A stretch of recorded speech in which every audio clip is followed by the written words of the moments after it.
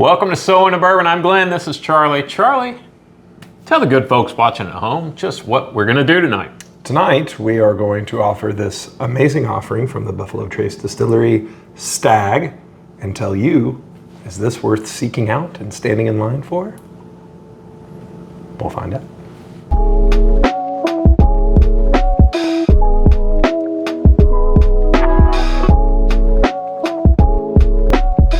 All right, Stag. Just Stag. Just Stag. Just Stag. Call me Stag. Mr. Stag if you're nasty. Named after?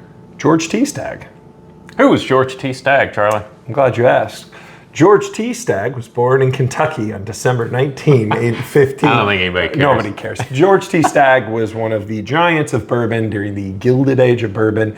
His distillery is where Buffalotrace's distillery sits now, hence the namesake of Stag.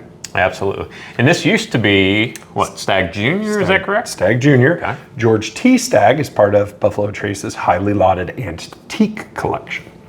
And this is a very much sought after bourbon, just like so many Buffalotrace products. Correct. Right? I was going to say, if it's Buffalotrace, it's highly sought after. This is a somewhat seasonal release. This is the third release of 2023. 23C, right? 23C. 23C. That's right. All right. Well, let's kind of before we get into it, run it down a little bit. What's the mash bill on this bad boy? Undisclosed, but Buffalotrace has two mash bills. Mash bill number 1. And do you want to guess what the other one is? Let me see. Mash bill number... I don't know, man. I'm stumped. 4. Mash bill number 4. That's what I thought. Mash bill number 2. The main difference between them, they are a highly guarded secret. Mash bill number 1 is the low rye. Mash bill number 2 is the high rye. So this is reportedly the same mash bill as Buffalotrace. Yeah, so less than 10% rye is what is widely what's regarded. out there. Yes. So this is a nearly a decade old, according to Buffalotrace. So that could be, I guess, anything over 6 years, right? Because you get it 7, 8, 9. It's nearly a decade, right? Who knows? Who knows? We'll just say 9 years. Doesn't have an age statement. It is 125.9 proof, uncut, unfiltered.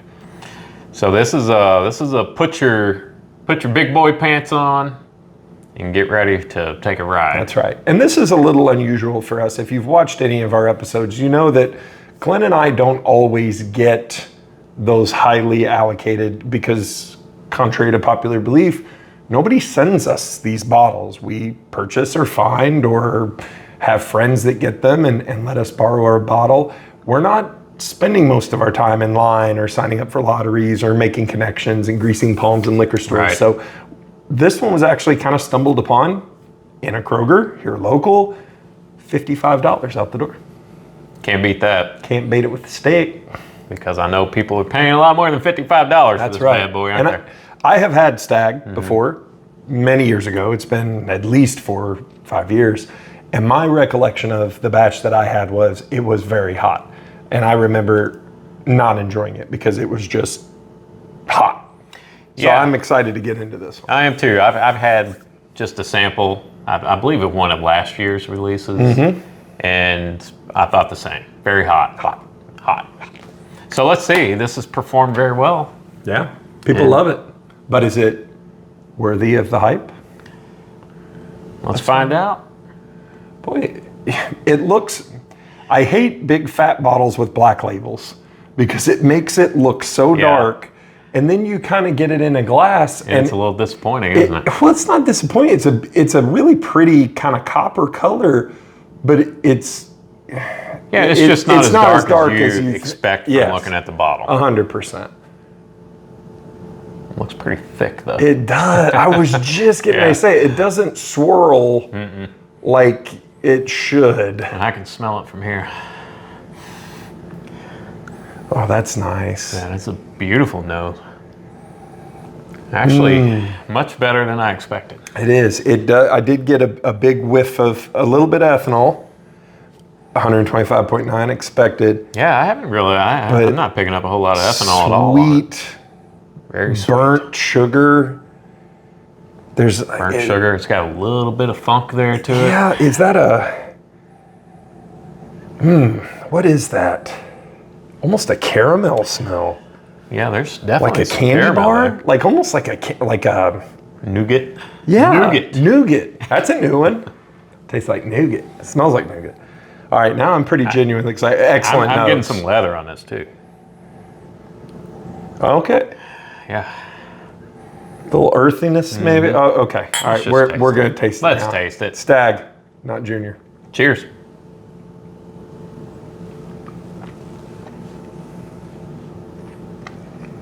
It's hot. It's hot, but it's not quite as hot as I remember from Yeah. the last batch that I tasted. And to me, it's a lot more flavorful than what I remembered. There's Yeah. a lot going on there. I'm drinking again. Some sweet fruitiness, definitely some dark fruit. You got your caramels and then that cinnamon, a little bit of cinnamon coming in on it. There's a note that's coming in kind of on the back of my tongue that I can't quite put my finger on yet. I'm gonna let you talk while I try to sort that out.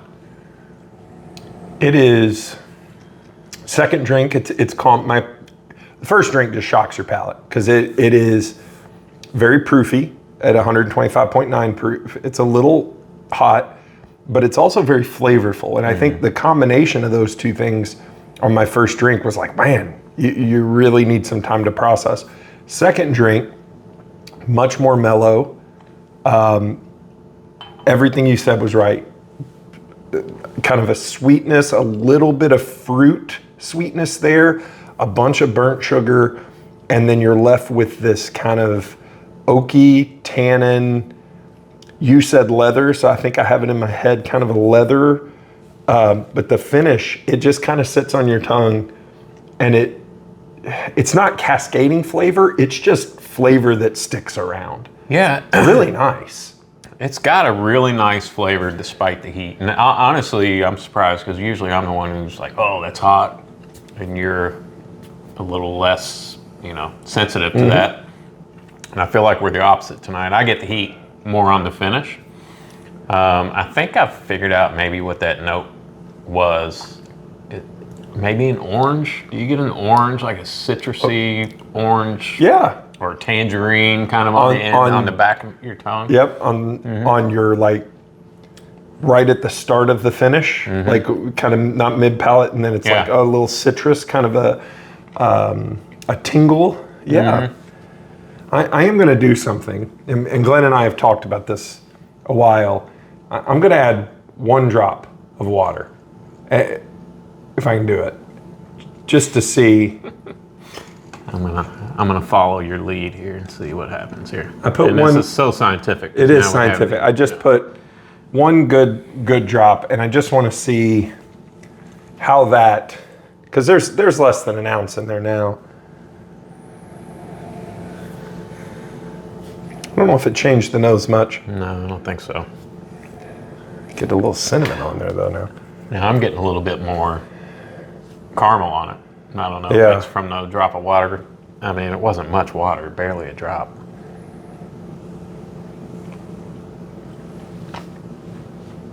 Tastes like finger juice. I hate Glenn so much.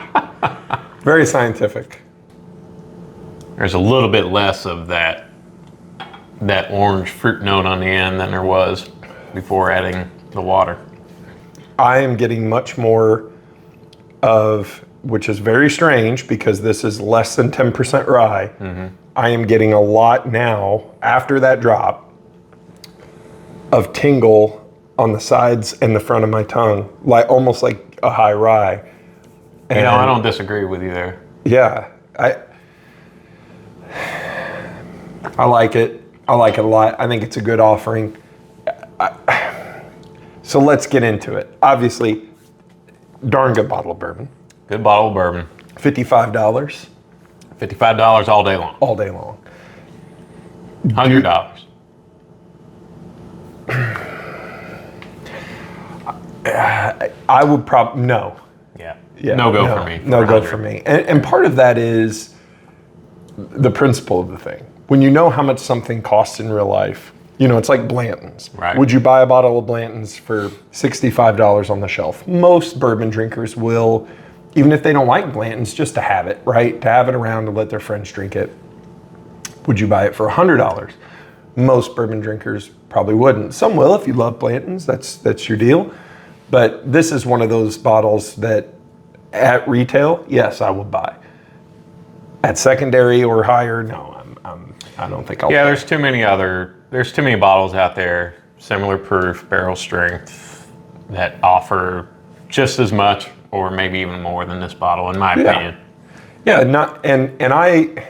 Definitely not bad. No, it's not bad. I think it's a very good bottle.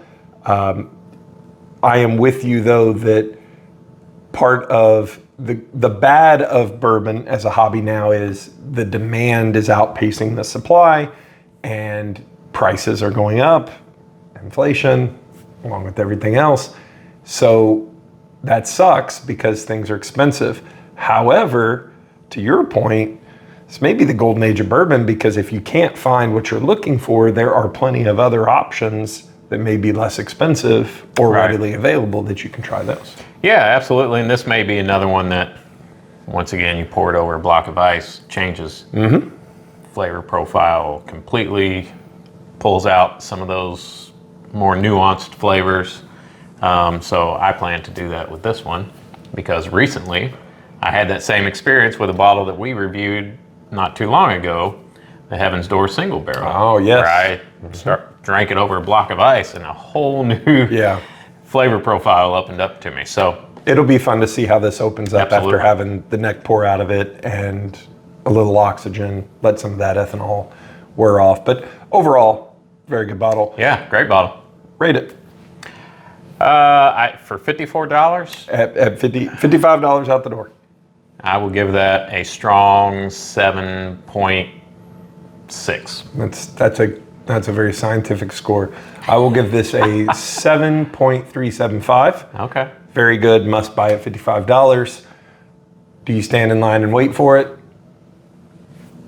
That's up to you. That's up to you. If you've never had it and you want to get that bottle of Stag, you want to try it, then hey, knock yourself out. Do whatever you want. And it is interesting, and I do kind of understand the hype of the Stag, because there are not a lot of buffalotrace products at barrel proof, and the ones that are there are highly sought after. And in Mashbill number 1, because I think E.H. Taylor is Mashbill number 2.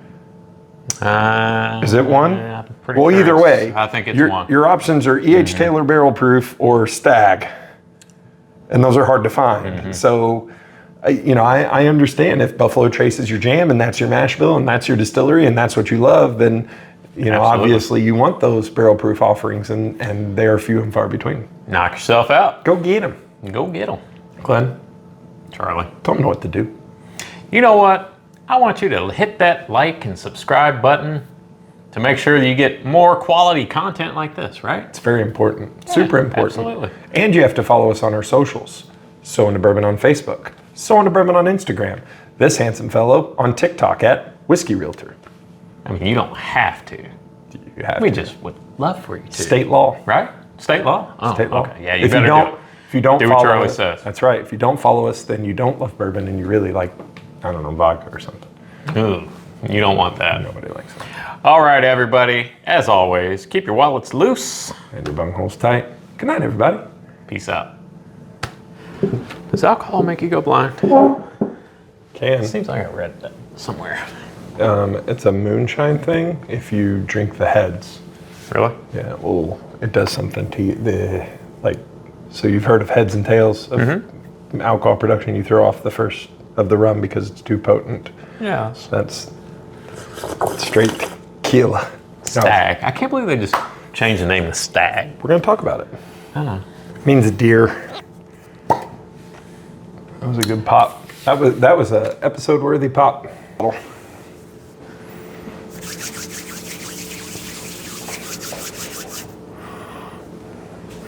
It smells like hand soap. Oh, I just washed my hands. We ready to do this, mother? We are. Sponsored by Tito's. Welcome to So Into Bourbon. I'm Charlie. Nope. Nope. It's not Charlie. Just testing you. I do get confused. 3, 2, 1, go.